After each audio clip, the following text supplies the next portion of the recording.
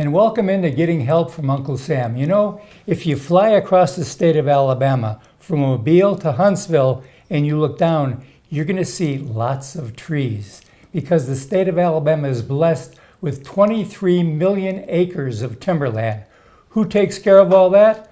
Well, this young lady takes care of it, Commissioner Caroleene Dobson, and you're one of 7 commissioners that oversee the Alabama Forestry Commission for the state of Alabama. That's correct. That's correct. The Alabama Forestry Commission was enabled by the Alabama legislature in 1924. So it's celebrating its 100th anniversary this year. It's one of the oldest state agencies in the state, and it's incredibly important. Its mission is to protect Alabama's forests, to help landowners manage those forests, and to educate the public about the economic, health, environmental values of Alabama's forests, which, as you mentioned, we've never had more forested land in recorded history here in Alabama. So it's really exciting. There's so many opportunities, again, from an economic standpoint, but also from a health, recreational standpoint, environmental standpoint. If you look at global warming trends, actually in the southeast United States, there's been a cooling trend. Yes, trees take care of that. Right, in Mississippi, Georgia, and Alabama, over the past 100 years, there has actually been a cooling trend. Of course, a lot of radical environmentalists, they call it a warming hole instead of a cooling trend, but that's attributable to the fact that we are planting trees and we have this, truly sustainable timber industry here in the state that, again, provides benefits on all levels to all citizens. And you said industry. People don't realize $12.5 billion industry and $2 billion worth of exports. That's right. Every year right. in timber. Oh no, that's absolutely true. Right through the Port of Mobile. So it's an incredibly important industry, and that's where the Forestry Commission also plays a very significant role in encouraging workforce development and in educating young people about the jobs that are available in the timber industry, and then also ensuring that our forests are thriving. There's so many forest fires, and you see that throughout the nation, especially out west.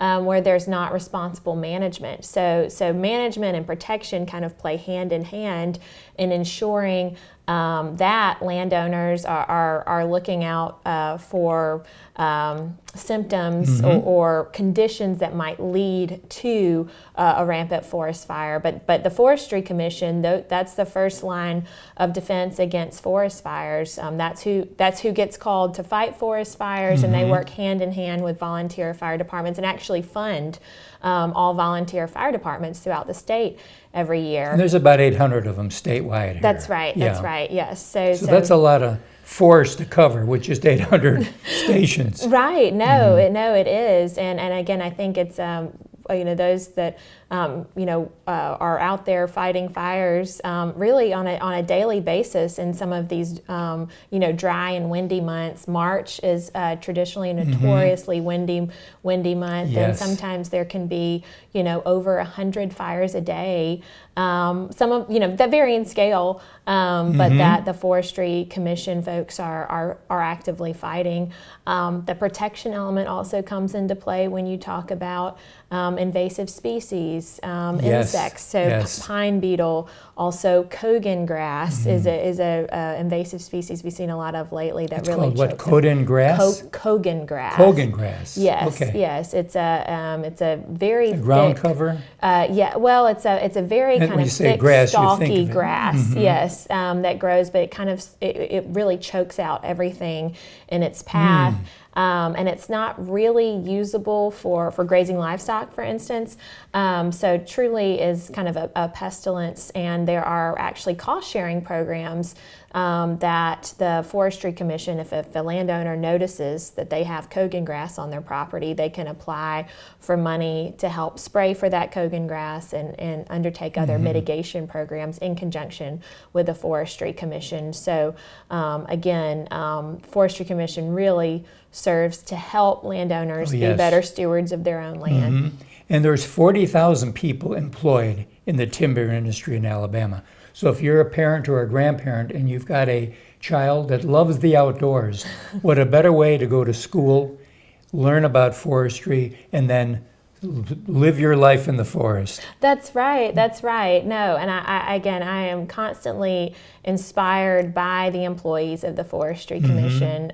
They take the value of stewardship really to heart, and their goal is to ensure that Alabama's open spaces remain healthy and prosperous, and really are one with nature truly.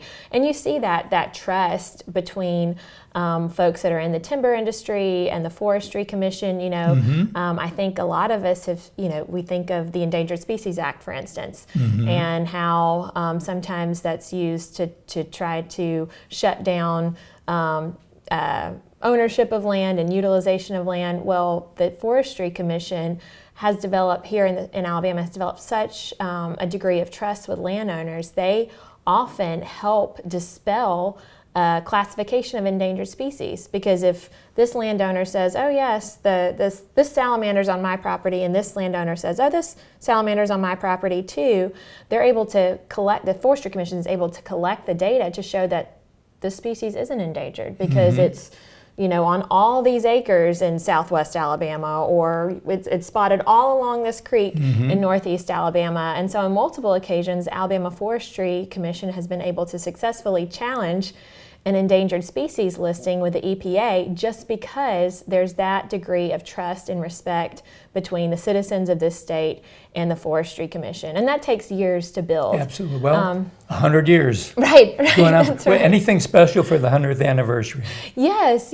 No, we've had a lot of, so there's actually a mural that's now on the side of the Forestry Commission headquarters on Madison Avenue that everyone can see, and it kind of tells the story of the Forestry Commission. The governor very graciously hosted a legislative reception back in April, and then we are planning picnics throughout the state. So there are 4 regions: Northeast, Northwest, Southeast, Southwest, and so there'll be 4 picnics for employees and folks that are interested in learning more about the Forestry Commission, and landowners, those involved in the timber industry, to really celebrate, again, truly the employees of the Forestry Commission. And I certainly have to give a shout out also to State Forester Rick Oates. He does a great job. He does. Yes. He does. Great. Well, thank you so much. And just Thank you. remember this: the next time you pass a tree, remember it's a wonderful gift from God. We'll be right back right after this.